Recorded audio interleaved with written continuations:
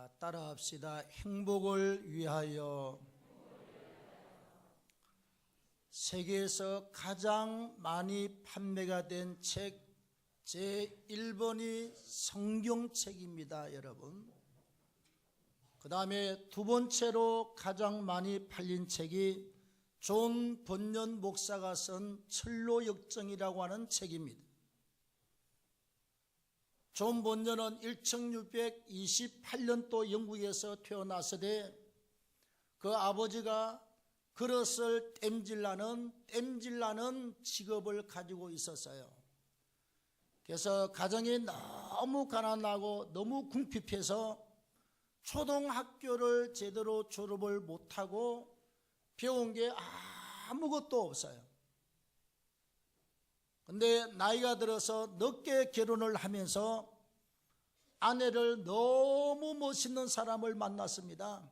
신앙도 견고하고 성품도 아름답고 좌우지간 존 번연에게는 최고의 색시감으로 하나님이 주셨어요. 그래서 아내의 도움으로 성경책을 읽게 됩니다. 그리고 구원의 확정과 확신을 가지게 됩니다. 그리고 경건한 책들을 많이 읽어서 영적 지식을 습득을 하면서 드디어 신학의 꿈을 가지고 나중에 목회자가 되는 큰 축복의 영광의 삶을 누리게 돼요. 그런데 당시에 영국에서는 목사들한테 이렇게 설교하면 안 되고 이렇게 안 된다는 죄제들이 많았습니다. 존 번연은 펄펄 끓는 가슴으로 한 번도 그게 항복한 적이 없습니다. 그래도 예수를 전하고 그래도 천당을 전하고 그래도 주님의 십자가의 능력과 권능을 증거했습니다. 결국은 존 번연은 잡혀 들어갔습니다. 감옥에서 12년 동안 옥살이를 하게 돼요. 여러분, 아니 다른 일 하다 들어온 게 아니라 복음을 전하다 들어왔어요. 그럼 몇 년 동안 하나님 앞에 원망을 많이 했습니다. 하나님, 아니 뭐 때문에 나를 이렇게 감방에다 가둬두십니까? 뭐 죄를 지었습니까? 잘못했습니까?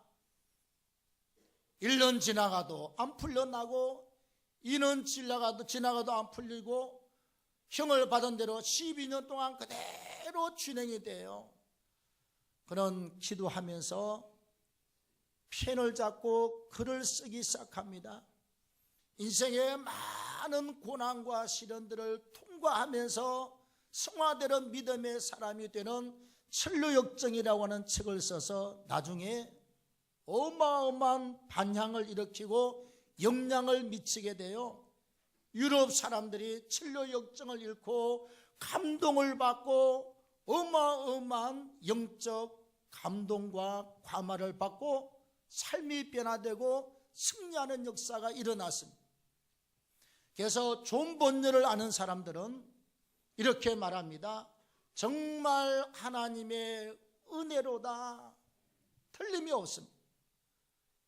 그러나 진짜 존 번연을 아는 사람들은 말하기를 존 번연은 아내의 색시를 잘 만나서 예수를 제대로 영접하고 지식을 쌓고 목사가 되어서 감옥에 12년 동안 들어가면서까지도 예수를 전파한 훌륭한 인물, 위대한 삶을 살게 되었다고 하는 사실에 인식을 같이 하고 있습니다. 아내를 잘 만났다. 사람이 살면서 그래요. 자, 우리가 행복하고 남들보다 더 멋있고 더 아름답게 살기 위해서 어려서부터 유치원부터 다니면서 공부해요. 요즘은 돌만 지나면 엄마가 영어를 막 읽어서 엄마 아빠보다 영어를 더 먼저 익히는 시대가 되었습니다. 공부를 해요. 그 다음 또 몸매한다. 몸매를 가꾼다 합시고 운동합니다. 기술을 배웁니다. 여러 가지를 많이 해요. 좀 더 행복하고 좀 더 멋있는 인생을 살기 위해서 그 중에서 가장 큰 기대를 살고 가지고 있는 사람들이 누구냐 그러면 젊은이들입니다. 여러분, 결혼하기 이전에 있는 젊은 사람들에게는 가장 큰 행복을 추구하는 조건을 결혼으로 생각하고 있습니다.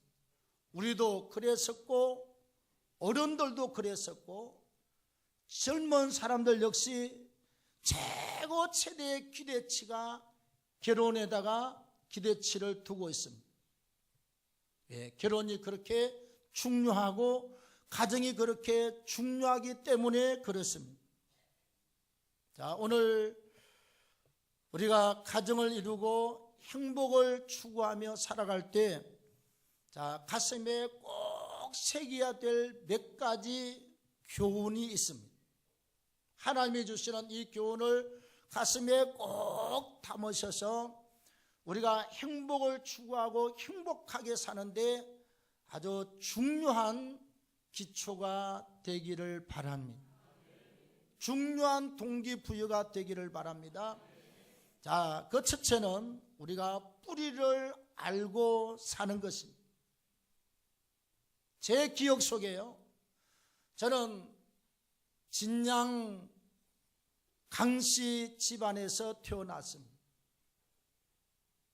제 작은 아버지가 시골 산골 동네에 살 때 겨울 되면 꼭 저녁을 먹고 나면 해가 일찍 지잖아요.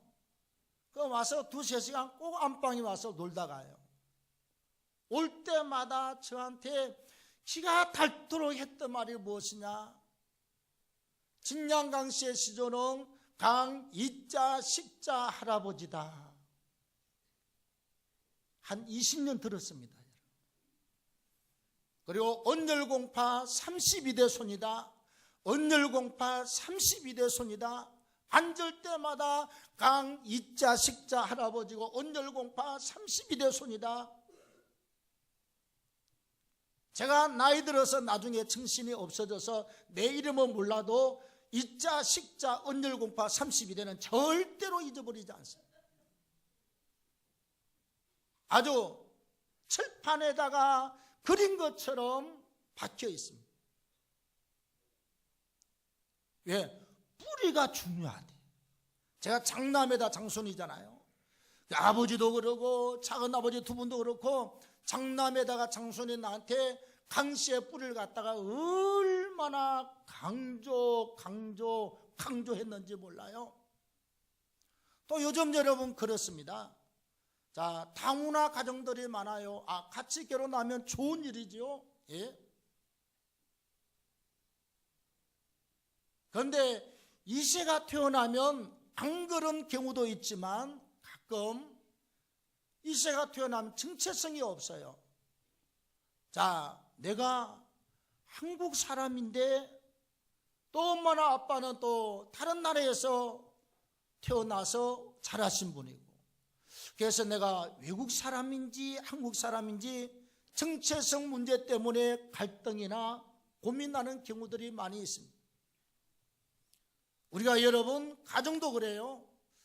살아가면서 분쟁가 없습니까? 아니요, 분쟁가 없습니다. 갈등이 없습니까?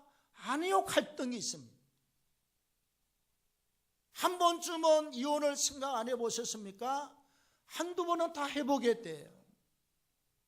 아픔도 겪으면서 달려갑니다. 그때마다 우리가 이 고비를 잘 이기고 행복을 추구해 나가는 중요한 원리 중에 하나가 뿌리를 바르게 알고 있는 것입니다. 창세기 2장 7절 보면 여호와 하나님이 흙으로 사람을 지으시고 누구를 만들었지요? 아담을 만들었습니다. 그 다음에 창세기 2장 20절과 21절에 보시면 하나님께서 아담을 깊이 잠들게 하신 후에 그 갈빗대 하나를 취하여 여자를 만드셨다. 여자가 누구지요? 하와를 만들었습니다. 그래서 나를 만들고 여자를 만드신 분이 하나님이십니다. 내가 주인이 아니에요. 나를 만들고 내 아내를 만들고 내 남편을 만드신 분이 하나님이십니다. 중요한 것은 하나님께서 하와를 만들어서 이끌어서 아담에게 데리고 와서 부부로 짝지어 주매 아담이 이렇게 말합니다. 오, 내 살 중에 살이요 뼈 중에 뼈로다. 그리고 부부로 살게 돼요. 그렇습니다, 여러분. 나를 만드신 분이 하나님이시고 내 아내를 주신 분이 하나님이시고 내 남편을 만들어서 주신 분이 창조주 하나님이십니다. 그 하나님께서 우리를 짝지어서 하나님의 거룩한 가정과 거룩한 아내와 남편으로 만들어 주신 줄로 믿습니다.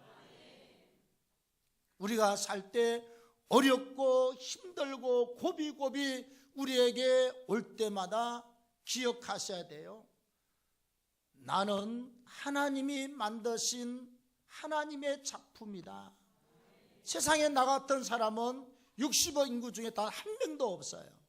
예? 하나님이 60억 대 1로 만들었습니다. 아무도 나하고 닮은 사람이 없어요. 그 다음에 이 아내를 만들어서 내게 색시로 주시고 남편을 만들어서 나의 낭군으로 주신 분이 바로 하나님이십니다. 그래서 부부를 짝지어 주신 분이 하나님이시기 때문에 잘 기억하시고 고비고비 잘 넘어갈 수 있기를 바랍니다.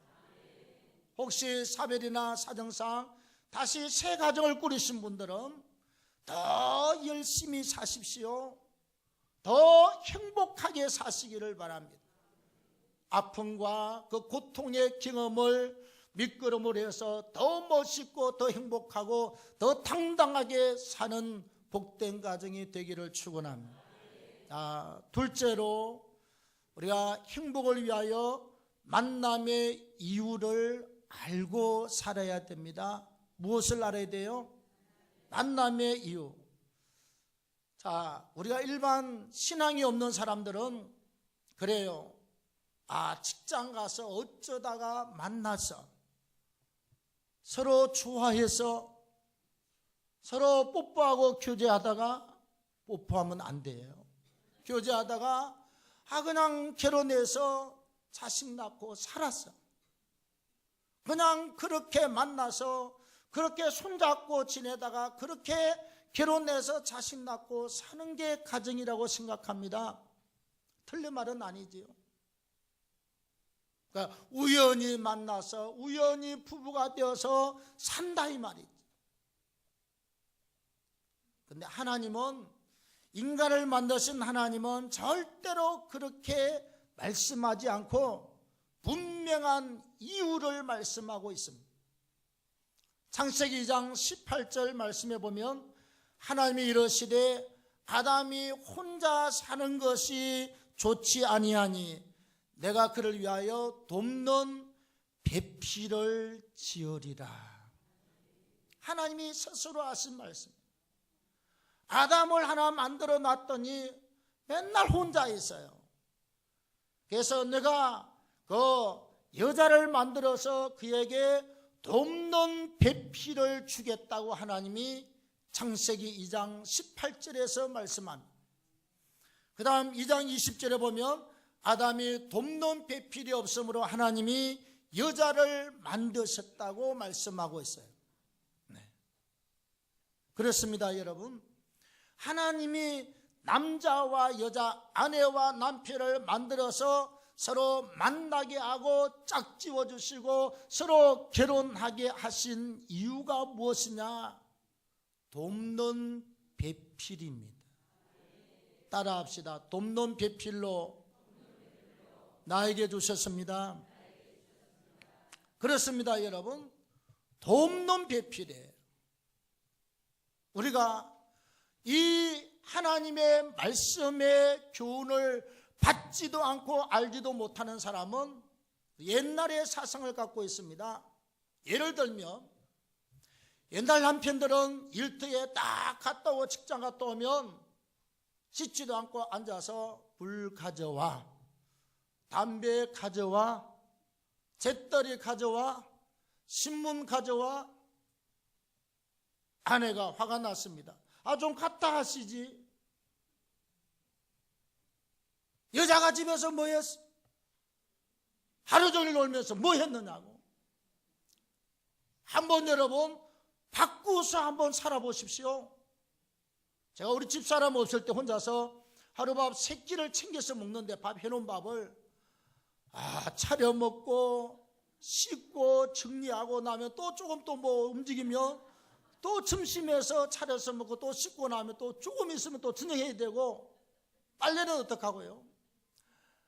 여자가 하는 일이 훨씬 더 종류도 많고 훨씬 더 일도 많고 많아요. 여러분 애들 키워보셨습니까?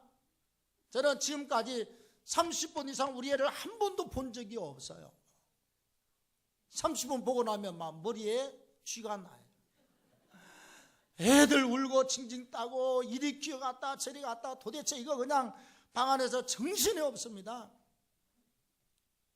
그 애를 세상에, 우리 애가 지금 대학 졸업하고 직장 나가는데 아침에 도시락 싸주더라고. 내가 그랬습니다. 졸업하지 뭐 또 사줘? 그래도 새끼인데. 그게 엄마예요. 안 큰 남자들이 앉아서 잿더리 가져와, 신문 가져와, 물 가져와. 요즘 그랬다가는 별이 번쩍할 것입니다.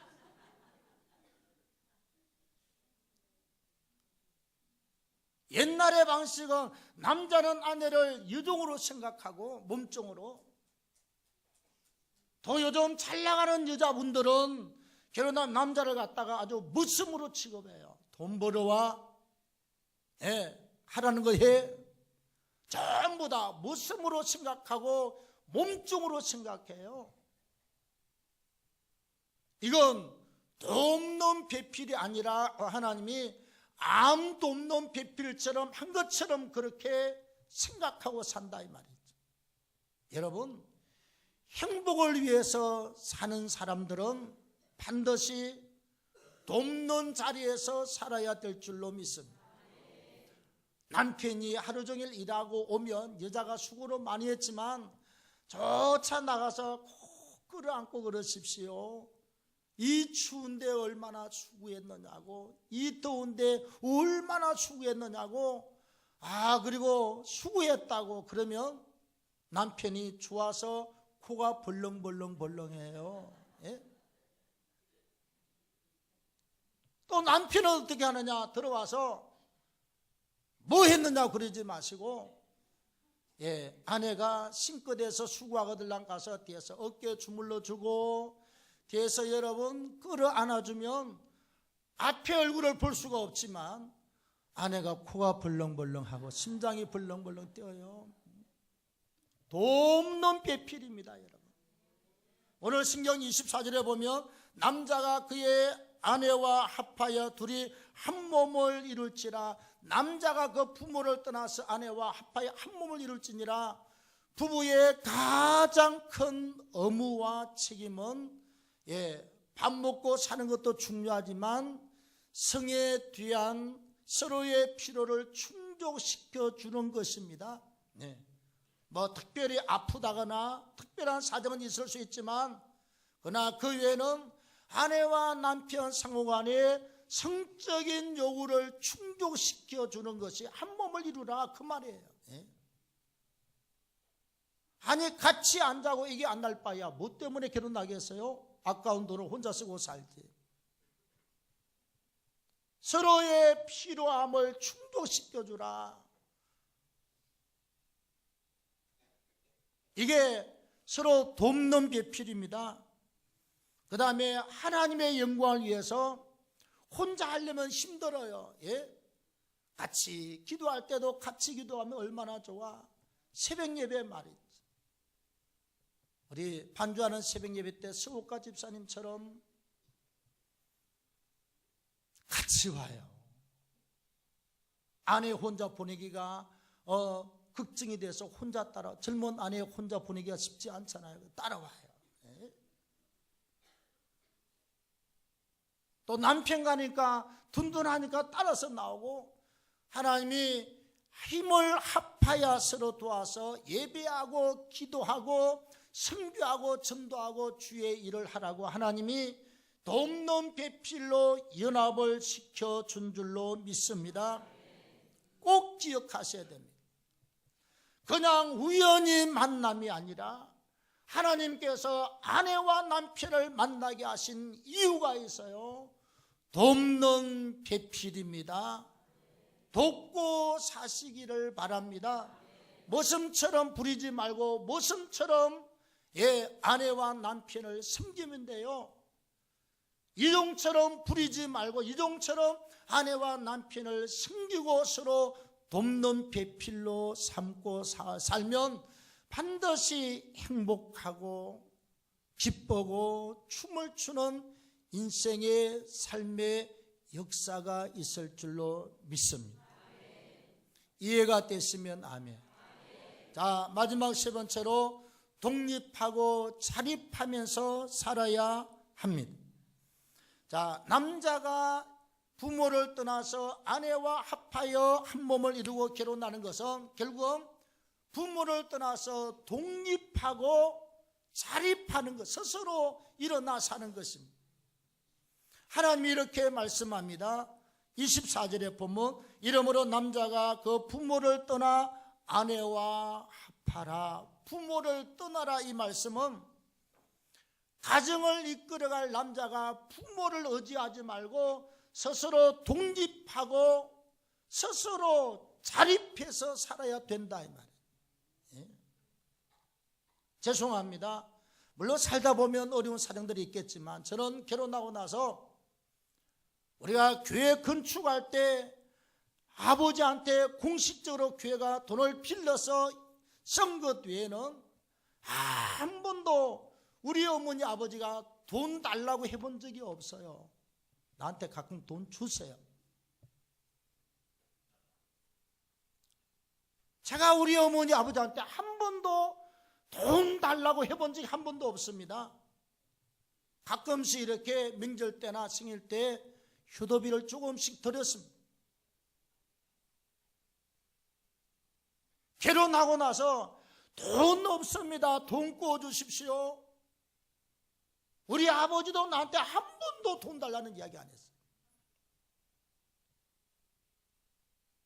당당하게 독립하고 자립하고 살았어요. 개척해서 한 달에 5만 원 가지고 1년 살면서 청년들 11명 저녁밥 해주고 아침밥 해주면서 살았어요. 5만 원 가지고. 네. 기도하면서 살았어요. 하나님이 우리에게 말씀하시기를 남자가 부모를 떠나서 그 아내와 연합하는 것은 철저하게 독립하시고 스스로 자립하시기를 바랍니다. 먼저 정신적으로 독립하시고 자립하셔야 돼요. 예. 어떤 분을 보니까 결혼을 했어요. 남자도 대학 나오고 여자도 좋으신 분인데 결혼했어요. 근데 그 남편이 자랄 때 아버지 안 계시고 홀로 어머니 밑에서 엄마하고 둘이서만 잠을 자고 둘이서만 살아왔어요. 엄마만 알아. 근데 결혼해서 모든 문제를 엄마하고만 상의, 아내하고 상의 안 해. 정신적인 독립이란 아내와 남편이 서로 의논하고 고민하고 기도하면서 모든 문제를 해결하고 풀어가는 것입니다. 그 다음 또 서로 이렇게 다투거나 화가 나면 어디 엄마 방에 가서 자고 절대로 자기 집에 안 와. 결국은 어떻게 됐을까요? 결국은 서로 등을 돌리고 말았습니다. 아니, 결혼하면 신랑과 신부가 같이 아내와 남편이 의논하고 살아야지. 결혼하고도 엄마한테 가서 의논하고 엄마한테 가서 부부지간에 이렇게 뭐 싸우고 나면 가서 거기다 일러 바치고 마마보이라고 그래요. 엄마 치마 자락에서 못 벗어나는, 결국은 같이 못 살고 말았습니다. 정신적으로 자립하셔야 됩니다. 그 다음에 두 번째는 경제적으로 자립하셔야 돼요. 철저하게 노력하고 수고해서 우리가 적게 벌어서 힘들게 살지언정, 내가 벌어서 남에게 구워주고 살지언정 절대로 부모한테 손 내밀거나 남한테 손 내밀지 않도록 자립하는 경제적인 독립과 자립이 있기를 바랍니다.